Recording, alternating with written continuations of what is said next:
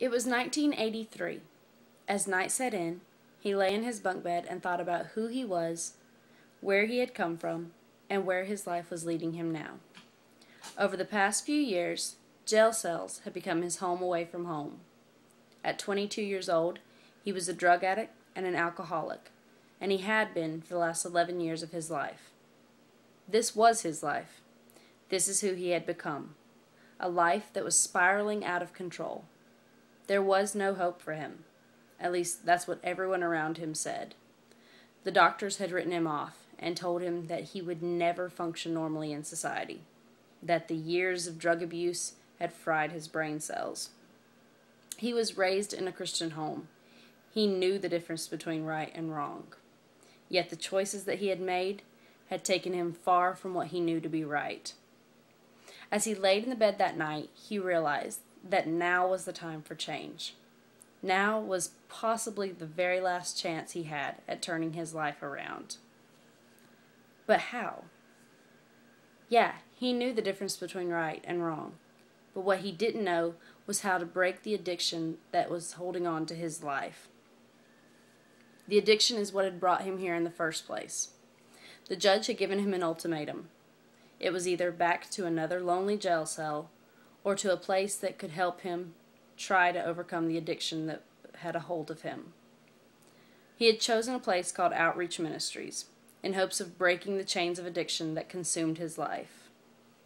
That night, laying in the bunk bed, he prayed a simple prayer. He told God that he was sick and tired of doing things his way, and that if God would help him turn his life around, he would live for him until the day he died. It was a simple prayer, but that sincere prayer changed everything in his life. He finished the 1-year-long program, drug and alcohol-free, and a completely changed man. After completing the program, he married the director's daughter and went on to Bible college, where he graduated summa cum laude. Once he finished Bible college, he came back to Outreach Ministries and became the pastor of their church and a staff member at the program that he had completed. In 1998, he and his wife launched an evangelistic ministry called Priority Evangelism. He began traveling to other countries, preaching the gospel, and training and equipping pastors to do the same.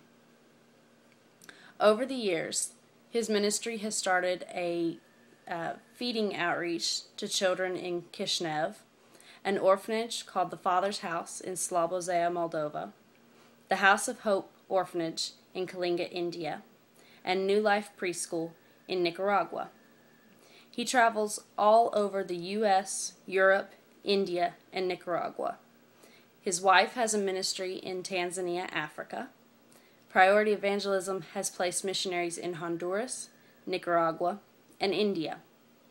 I wonder if he ever pictured all of this happening when he said that small prayer in that bunk bed in 1983. I've had the privilege of traveling with Priority Evangelism to Eastern Europe, the Bahamas, and all over the U.S. for missions work. Going with them is a life-changing experience. You get to see firsthand the changes that the ministry has made in so many countries.